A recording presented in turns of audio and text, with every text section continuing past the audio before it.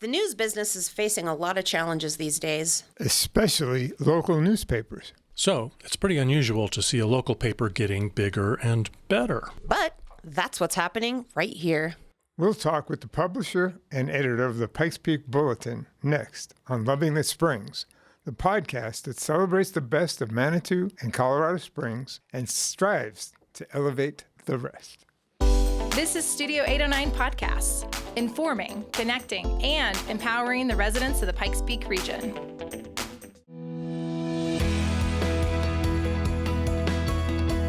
I'm Dave Gardner. I'm Carrie Simison. And I'm Al Brody. We're coming to you from the Studio 809 Community Podcast Studio at the Next Us, a professional cooperative environment for small businesses in beautiful downtown Colorado Springs. We're joined today by Lyn Harwell, president and publisher of the Pikes Peak Bulletin, and Heila Ershadi, managing editor. And the Pikes Peak Bulletin is the topic of the day. Lyn, do you want to give us the Reader's Digest history of the Pikes Peak Bulletin? Holy cow, yeah, I could probably do that. You're all somewhat intimately related to this story, you know. Going back to 2022, Ralph Rowden contacted me in Manitou and goes, there's some issues going on with the bulletin, and we may need to get some funding to keep it going because it might go down. This is like June, July, summer. And I'm like, okay, hey, I'm in, tell me what's going on. He goes, well, we may need to branch off for it to survive. And I'm like, okay, I'm interested. Kind of radio silence. I never really called him a couple times, not much going on. December, we had the meeting in Manitou with Sixty35, with the powers to be at that point, and said, hey, we're going to turn the Indy, the Business Journal, into this new thing called 6035, and everyone had deer in the headlight look, and then what is that? And one of us said, that's the elevation of Colorado Springs. And we're going to combine all the publications together, and it's going to be grand and beautiful, and the bulletin will have its pages. And I sat and listened, and I'm like, okay, because I've, an avid fan of the bulletin. I've read it for many years. Well, the Indy. I mean, I've read it as long as I've been in town for 23 years. If you go back to my Facebook posts from back in 15. I'm always putting the bulletins out, and what's going on in Manitou, and. We said, well, how many pages will the bulletin have? And they said, well, you'll have as many pages as you have advertising.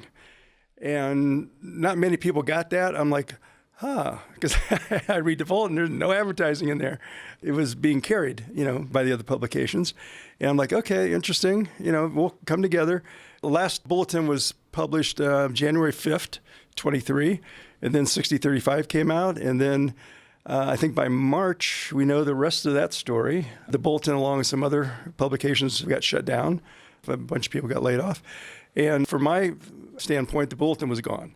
So a small group of people in Manitou got together and said, it took a couple of weeks. They didn't have this paper, didn't have this thing to page through. They said, we got to bring the Bulletin back. We have to bring it back. And I'm like, yeah, I want to do that too. And deer in the headlights, this is 7 or 8 people all looking at each other. He said, well, how do you bring a newspaper back? And I said, oh, crap. I probably know how to do that because I knew all the players.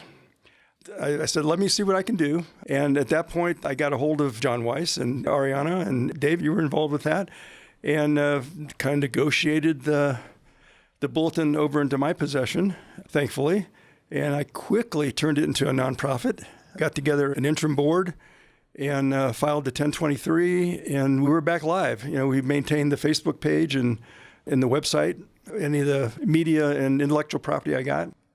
And we had our first publication, May 16th in 23. And so people could see we knew we could print a paper and put it out, and started looking for funds and talking to people and visiting Lower UPass and Manitou and West Side, because that was our focus of operations. And we put out our second edition in June. And in July, we went weekly again. And we've been weekly ever since. And it's been a little bit of a seat of the pants, because I never thought I would be in the position of the one I'm bowing to here, of being a publisher. I'm never in the news business. I just avid reader. So I started drinking out of 3 fire hoses and talking to everyone around the country. Yeah, you knew how to chop tomatoes and cucumbers pretty well. It's kind of the same thing, just a little bit different mix. A little mix of salad. And you're referring to Carrie having been the publisher of the Indy. Yeah. And I want to just give a good shout out to I guess I was a part of it, but the 6035 Media and the Indy, they were glad to, they weren't trying to hoard the bulletin. Not at all. They were glad to turn that over to somebody who wanted to keep it alive. Thank you, and I'm grateful that you all did. So we got it going, and again, we have a pretty powerful, strong strategic plan, and we want to move forward and grow. And with the Indy going down, I guess I should call it the Independent, down now on the last iteration for the third time in a couple of years, left a real, in my humble opinion, news desert hole in Colorado Springs in the Pikes Peak area to fill those shoes of what the Indy once was. And we are trying to do that. And the Bulletin historically had been news about what was going on in Manitou Springs primarily, right? Yeah, since 1918. But with the death of the Independent, that changed things, I take it. It did. Well, we had been expanding our coverage prior to that. The previous iteration of the Independent did some good work. I enjoyed it. And it wasn't what the original Indy was. And so there was some opportunity even then to do some coverage. We also had economic incentive. I came onto the Bulletin about a little over a year ago and originally doing ad sales.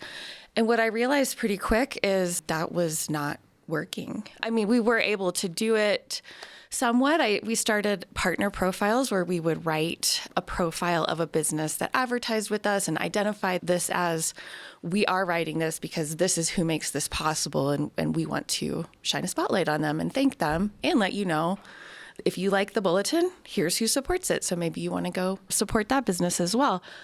But the newspaper industry all over the world, all over the country, certainly here in Colorado Springs and Manitou Springs, advertising does not pay the bills how it used to. I mean, the internet has changed how people get the word out about their business, and the Bulletin was really running into an issue with getting funding. For one, we weren't getting the advertisers, and we also were getting some grants, but covering a small coverage area such as Manitou Springs, that's not really what funders were interested in funding. So we knew we had to expand our coverage area to survive. And also, in that crisis was also the opportunity, because there was something of a gap there to fill. And it's been really exciting to step into that gap and fill it. At the movie that was shown, the documentary, it was Storm Lake. I asked Lyn this question. I'll ask the same question. Where is that balance point between too big and hyper-local, I guess? And Lyn's answer, I'll reiterate it and correct me if I'm wrong, is as long as you have money, you can keep growing. Well, that's one of the answers. You can cover more. And as I think about it, there's a target that you want to hit. And beyond that target is just empty space. So what is that target? Well, I'll let you answer that too. I mean, I have a little different story about you. We might get into that later. You got to listen. There's one thing about, I can sit in my big publisher chair and say, I think this is the best thing for the paper, or talk to Heila and say, we can do this, but you got to reach out to the community. You have to have focus groups. You got to talk to the readers. You got to talk to the people who are looking at you online and say, how are you, consuming your news, your media, and how are we doing that for you? And what can we do better? What's missing? The key point of growth is asking those questions. I think when you establish that and you have a reader base that is giving you that kind of feedback, good and bad, the other stuff will start to come along, the other funding you need, the advertising you need. But I think it starts with listening first and figuring out what needs to be covered. Certainly good journalism, investigative reporting, certainly different things that the Bulletin hadn't really done before in investigative stuff. But, in growing, looking out for, the best folks we can have. They're putting the words in that paper and reading it online. I think it starts there. And how big does it grow? There's a gap in this region. If we can fill that, we will continue to expand, our print publication. We will certainly grow digitally and move forward. Heila, what do you think? Well, that is an ongoing conversation that we're having, and as we grow. And just to talk a little bit about that growth, I mean, we certainly have expanded the types of stories that we do and the geographic area that we cover. I feel like the last year has been an exercise in how do we do more with less, repeatedly. because it's not like our budget has expanded dramatically, but what we have done is, I just want to sing the praises of our reporters, is we've just assembled an A team who are willing to do it as much for the love as the, small amount that we can pay them. And we are so lucky to have the reporters that we do have. I think they're some of the best in the region. And that's an ongoing discussion of what is the sweet spot of how we cover. I do feel like if you look at our paper now, you can kind of tell we're in an adolescent period, right? We'll never lose our Manitou roots. I don't want to lose Manitou coverage ever. I think Manitou is a cultural hub of the area. And you can see, clearly we are focused a lot more on Colorado Springs. And as we grow further to cover the region, which I do think is what will be, for one, a viable business model, and for another, the most benefit to the most readers, we will have to make some decisions about what goes on the front page. How do we divvy up what is Manitou news and what's more Southeast Colorado Springs, and how are we going to organize this so that people find what they're interested in and can kind of tell what is hyperlocal for them, what is regional, and it's not right now we have it organized into sections, news section, we have sustainability, community, which is focused on arts and events and human interest stories. So I think as we grow, the Pikes Peak region is going to be where our borders stop, and we will need to, as Lyn said, do a lot of listening to know what works for people and what our readers want, and that's what we will give. Have you made any recent strategic decisions based, partially on the most recent demise and sale of the Independent? What it was for the past year, like you said, was different than the past iterations, and now it's kind of up in the air if it's coming back as, from what we understand, it's coming back as something, but not it really already sure came back. The first issue is out. It is? Yeah, it's been... Oh, that's the SoCo Insider is now the Independent. Okay. Yes, so it is not coming back as anything that you can recognize as the Indie. It doesn't even have the same name. I picked up the first issue, and it's good A&E coverage, I think. And it's nice to see that the Insider is doing that, because then we can, I feel like part of our mission is to tell stories that won't be told elsewhere. And so the Insider is definitely covering a lot of really great arts and entertainment. And there's other performers and other community art that is happening that the Insider, that might not be in their wheelhouse, but it could be in ours. So if you were talking to an investor, but you don't have investors, but you have donors, so I suppose you get asked this question. The Indie couldn't make it. So what do you think you're going to do differently so that you can make it? Well, I guess the question would be the Indie in which iteration? I think it was very successful for very many years. Yeah, but then ultimately not. Ultimately not, yes. It's... Media is under attack. Obviously, that might be something we talk about later, because there's a news desert, and I think people want the news. They want to read stuff that was in the Indie before. They want some of that. They want a taste of that again. I do too, and I think we can provide that. We do provide that. We're starting to provide that as we assimilate and change, and there's a market for that. In that, philanthropy grants are certainly part of the initial solution, not the sustainable solution. Individual philanthropy from investors in town in this area are, and then, of course, advertisers. And advertising depends a lot on distribution and, the attractiveness of who's going to see my ad and are they going to respond to it in this publication, And, so those are different conversations with all three of those different areas. And subscribers. Subscribers are ultimately important. Not the largest share of income, but the readers. When we increase our subscribers, we know something's going on because they're investing that small amount a year to get the paper delivered to their house, which in this day and age, when you can pick up a phone and look at just about anything or get any resource you want, they're still looking at us. Online, they're still going to us. Yeah, to add on to that, I think the financial sustainability of the Pikes Peak Bulletin, in large part, is going to rely on its nonprofit model. And I think what all of us need to communicate that understand this is that Newspapers are a public good. They're not just a product. They're not just an advertising vehicle. They're actually a fundamental part of democracy. And that's what we need people to invest in. I mean, invest in the sense of not that you're a shareholder because we're a nonprofit, but invest in the fourth estate. We are the watchdog. We are the reflection of the community, and we are also a business that pushes the community conversation forward in a way that is not going to happen on Facebook. We are here to fact check. We are here to investigate. And we're here to find the good things that are going on that people might not know about if we don't put the word out. Lyn, where did you get her? She's a keeper. Well, I'll tell you a little bit of that, if I can go into that for a minute. She tells a little bit of a different story, though. She did start with advertising and came to me through Karen Hazelhurst. And Karen and John, I think we all know them. I mean, John writes for us and Karen does advertising for us.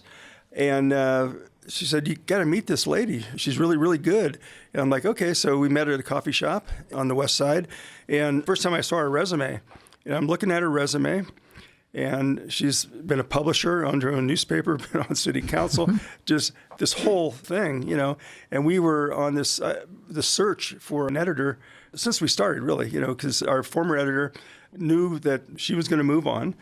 And, you know, I was groping for where am I going to find the right person. So I'm looking at this resume, and I look at Heila and I go, can we have another conversation? And we did. And the thing that really strikes me, but with Heila and I, is there's chemistry. I mean, we hit it off, if I can say that. Journalistically, editorial, I mean, just paper, passion. And I'm like, wow, okay. And let's give this a shot. And she has been phenomenal. Thank you, Lyn. Utterly phenomenal. So I thank her every single day. I talk to her, and I talk to her several times a day, probably 7 days a week. So, that's about right. And I just want to sing Lyn's praises a little bit too, because I want to let people know, like, Lyn does this for free. Lyn has chosen to make the Bulletin a full-time project without compensation, and the Bulletin would not be here without Lyn. well, thank you. That's the truth. Thank you. It's an act of love. So, as we all know, the Indy, it was a newspaper, and there was some sound journalism there, but it also had this progressive tilt.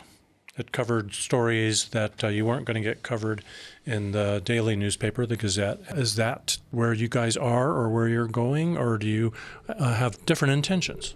I think my personal feeling, which I think is pretty widely shared, is that I think it gets less and less helpful to think in terms of left and right. We're left if you believe that everyone deserves human rights and that our civil liberties should be preserved, then yeah, I guess we're progressive. But like, I don't define it that way. We are out for the community, and that's not a partisan issue. We're also a nonprofit paper. We specifically cannot endorse anything political explicitly. But I know that we appeal to people on the left who find the Gazette's explicit right leanings to be not where they are at. But we are not partisan ourselves. I'm with her. A tough balancing act even in the political side. So I've had an opportunity to cross Iowa on a bicycle 25 times, and I've stayed in 125 different homes in small towns. And I would venture to say that almost all of the small towns had a local newspaper. And one of the things that I noticed in almost every home was an article that was cut out and either put on a refrigerator or on some bulletin board in the house someplace that was really meaningful to them. And it was from that local newspaper. Who's going to put these articles on their refrigerator? I guess is my question. It happened all over the place, but there was something about them. It had to do with their livelihood. It had to do with their religion. It had to do with their sport. Like some quarterback did something and they were on the front page of the paper, or they won the 4-H competition at the state fair or something, and they were in the paper. And they memorialized that paper for that reason. Who are those people in this community? Well, those would be our base of readership. I mean, it's our community. It's the stories of our community. Those folks, whether it's someone in high school sports or someone who's just done something great for the community, they get some recognition or they get a story and they're in there, they'll cut that out. I can't tell you, well, I probably could tell you, many times I get calls, do you have that issue from 3 weeks ago? My mother was in that, or I want to mail this out to my cousin in New York. And that happens. And that's because of the stories that we tell of our community. That is not rocket science. I think that is fundamental. It's a fundamental part of democracy, let alone that we're the fourth estate and, we need to be a watchdog and stuff. But it's the stories that touch the heart and that are meaningful to the people in our communities. They see that and they say, I like this. Or that's my dad, that's my mom, that's my kid. And that will stay up on the refrigerator and it'll say Pikes Peak Bulletin on there somewhere. So I don't know if that answers that. I think it does, And we've got some gaps and holes in the Pikes Peak area that need that. We need more papers up on refrigerators, articles. Yeah, posting to your page is good too, but it is nice to have that physical copy. And to that end, we are increasing our engagement with a younger audience. We are working with CommunityWorks, Joaquin Mobley, to do a student journalism and multimedia marketing course that his organization will run, but the Bulletin is the vehicle for that. And what that does is engage young people to tell stories that are meaningful to them on platforms that they use. And maybe it's text, but maybe it's also video. I think engaging young people is really key to keeping the stories up on refrigerators 10, 20 years from now and beyond. Because what you're talking about when people put those stories up is because they see themselves reflected. Yes. They see a truth that they know to be true. And it's a beautiful thing when you see that put out to the world. So that is a huge goal of ours, is to tell a diverse range of stories so that a lot of people see themselves and we can see our neighbors in a way that we may not have before. I see it in businesses and restaurants. Of course, good publicity is hard to come by, but I love it when you walk into Benny's. So Benny's Bar has been around for 72 years at this point.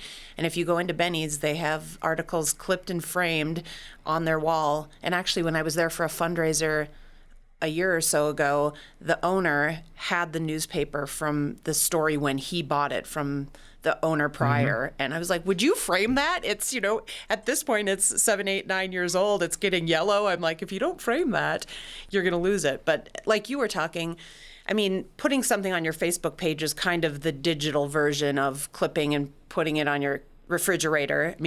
Obviously, it disappears a little bit faster, but if someone, reads it and bothers to share it then out to their audience and their friends who could range from hundreds to thousands, right? That's a kind of a modern way of saying, look, this affected me, or this reflects me, or you really should know about this. And I love it when you'll see artists post a story about them. Artists have their work in a gallery for the public to see. That's famous already. But the fact that they're then in media and have been recognized and covered in that way is just that's still something to it where they're like, this is so cool, I'm in the paper.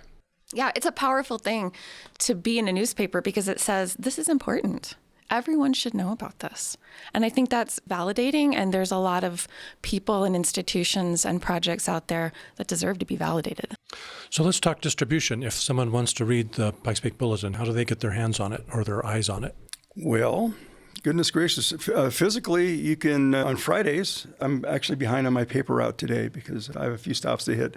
We distribute, about 140 spots between Colorado Springs, actually the east side of Colorado Springs, through the south part, Manitou Springs, west side, up to Woodland Park.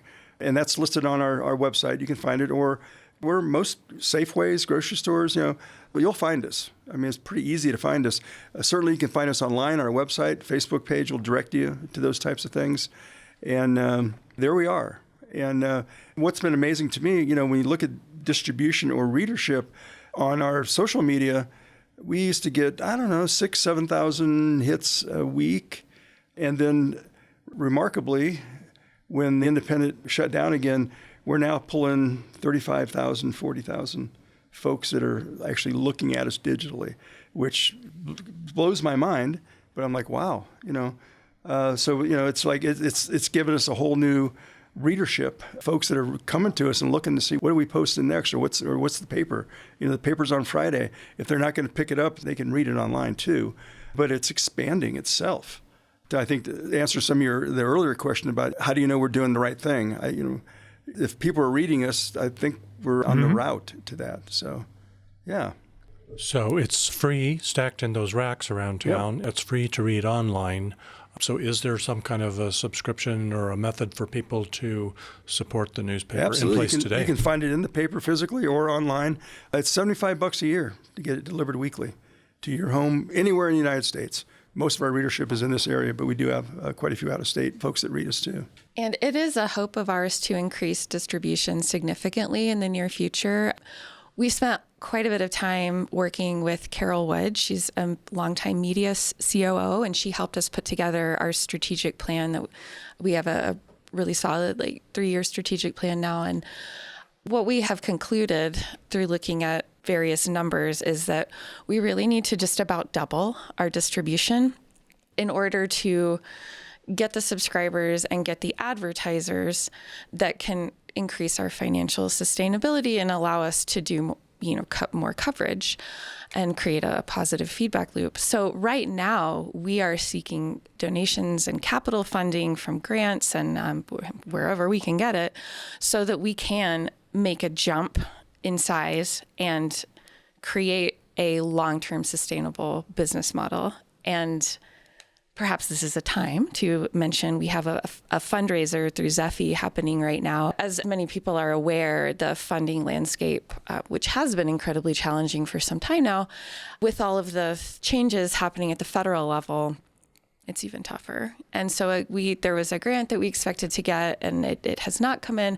So we have crowdfunded to bridge the gap. And if you look at our Zephy link, which you can find on our Facebook page, or it's all over our webpage, which is pikespeakbulletin.org, there's not a ton on there, but we have gotten some donations off of the link, which really, I think, shows we say we're community powered, and this was our moment when we needed to do this crowdfund to discover if that was true. And you know what? It is true.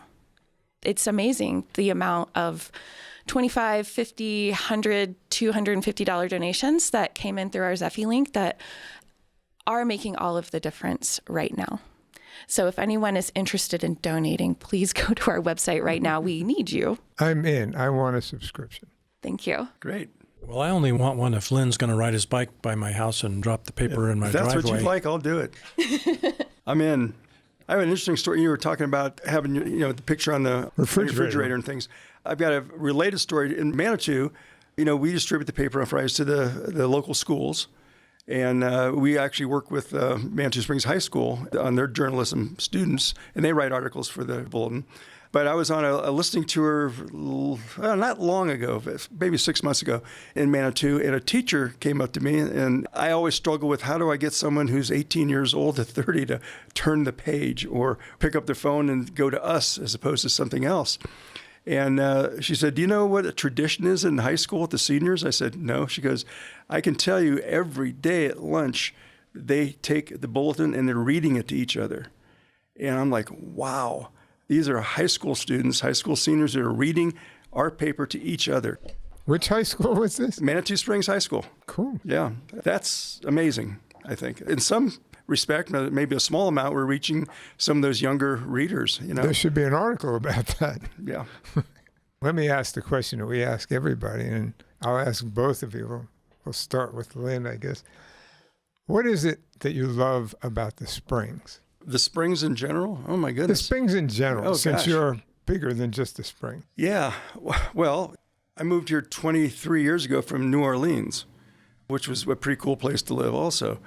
And I don't have any plans of ever leaving this area. I fell in love with it. Fell in love with the mountains, the people. There's an energy here. When you look at Manitou, there's a whole different energy of Manitou, but which is part of the Springs, certainly, in that little valley over there. But for me, gosh, walking, biking, there's so much you can do outside all year round. There's things to do. arts and music. And man, we have it here, and it continues to grow food. I mean, I'm an old foodie, right? So I can say maybe at one point, not that many years ago, I don't know that we were the greatest food city in Colorado, let alone the United States, but we have done significant things. And there is some good stuff, great places to eat and dine and enjoy and break bread. And, from food trucks to new restaurants opening all the time. It's a great place to live. So, cost of living isn't that bad. And, this is truly my home now. So, I don't plan on leaving home. Ask Lyn a question, you get the Sunday edition answer. Lyn, I love that you talking about like how food has changed. I was out last night and I was craving bubbles and caviar. Like I totally wanted like a fancy girl dinner. And I was over at a fundraiser down in Ivywild for School District 11. And I'm like, where could I get caviar? I mean, that is not something I think I've ever thought in Colorado Springs before. And I was like, I'll pop into Prime 25 and sat at the bar and ordered a glass of Prosecco and asked the bartender, I'm like, of caviar. It wasn't on the menu. And she said, I've been trying to get the chef to bring it in, but he hasn't yet. And she came out 3 minutes later and she's like, chef has caviar. So not on the menu. And he made me a caviar plate with toasted bread. Yeah. And it was crazy. But I can't imagine having done that 5 years ago, 10 years ago. True. But it's wild because you're right. I mean, we're a big enough city where something like that can happen. Like, why would a restaurant randomly have caviar if it wasn't on the menu? But evidently it takes a village, and somebody needs bubbles and caviar. We have it. How about you, Heila? Yeah, Heila. Well, I came here almost 4 years ago because my mother had retired here, and then unfortunately immediately got a pretty bad diagnosis. So not immediately, a couple years later, but it was still in COVID times. So I have 4 children. We moved up here to help her while she was sick, but we didn't go out a whole bunch because, her immune system wasn't great and she wanted to be extra careful. So it was really the land that I fell in love with first, taking my kids to different places to hike, different parks. And then, it was a pretty hard time, being a caregiver for 4 kids and my mom. And when I did start to meet people, it was I got a job at CASA of the Pikes Peak region, which is an amazing nonprofit that helps children that have been abused and neglected. And the people that I have met since coming here are just, I can't say how much it has meant to me to form the connections that I have formed here. So the land, the people, and now more and more, it's such a fun way to explore the community by doing journalism. So I find new things to love all the time. So you said you came up here. Where did you come from? Yes, that's a very good question. So, and Lyn had mentioned that I owned a newspaper and was on city council. That was in Moab, Utah. Okay. So another beautiful place. Indeed. Thank you. So I think we are about at that point in the podcast where we will move on to some other community news. But before we do that, we want to give you the last word if there's anything you'd like to convey to our millions of listeners that you haven't already. Well, I'd like to say thank you for having us on and to talk a little bit about what we do. And all you folks out there, read the bulletin, support the bulletin, support local journalism, support democracy. I've committed $75. You should too. There you go. All right. Well, as we move toward wrap up, there's a couple of public input opportunities I want to make sure our listeners find out about, because if somebody wants to know what you think, most of us would love to express that. So our Spacious Skies, the Pikes Peak Regional Perspectives Visioning effort, is underway by the Pikes Peak Community Foundation and a coalition of local leaders. And so right now you can participate in this survey. Just head over to ppcf.org. I don't recall what the deadline is. I think it's later in August, and we may be talking about that in more detail on a future episode. Also, the 2026 Colorado Springs Park System Master Plan public input phase and survey is open just through August 3rd, so time is running short. We'll put links in the show notes, but head over to coloradosprings.gov/Park System Master Plan. And then I just got wind of this. The Peak Radar 2025 survey is happening, and you can possibly win $50 if you participate in that to help Peak Radar continue to be the real go-to program to connect residents and visitors with the vibrant arts and cultural community here. So just wanted to let everybody know about that. One more opportunity as well. We are in the process of working on the update to the Downtown Colorado Springs Master Plan and looking for as much public engagement as possible. So your next opportunity to engage with that will be on August 1st, Friday, during the Art Walk. There will be a pop-up tent outside of Oric Gallery on Boulder that the folks that are running the research will be holding. So we're looking to get far and wide engagement on that so you can help us plan what the priorities for the next 10 years of Downtown Colorado Springs. Okay. Well, Lyn, thank you. Your words at the talk over the documentary Storm Lake were poignant, and I think you have created a team that if anybody can pull this off, you guys can. So thank you for being here. And Heila, thank you. I think you're a great part of this team, and I have high hopes that you can make this work. You're taking on something where everybody else is failing, and that's what Storm Lake was really all about. This is falling apart in our country, and one of the things that I had noticed is community is falling apart in many places, that we don't talk to our neighbors as much, we're on the phones more, we're on electronic devices. It's a thing. And the papers are going away. And I think one impacts the other. And maybe the paper will help us bring some of those other things back together, that people will talk to each other more. So thank you for doing that. And thanks for being here with us on this podcast. Thank you. Thank you. Well, if you're in your car, a quick reminder to slow down so you can dodge the potholes and keep us all safe. Thank you for listening to Loving the Springs. Make sure to follow this podcast anywhere you get your podcasts. Follow us on Facebook, follow us on Instagram, and keep plugged in. Recommend it to your friends, family, and colleagues, and newspaper readers. And be sure to visit studio809podcasts.com to check out the full lineup of community podcasts. And find your new favorite local podcast. Think globally, listen locally, and read locally. Until next time.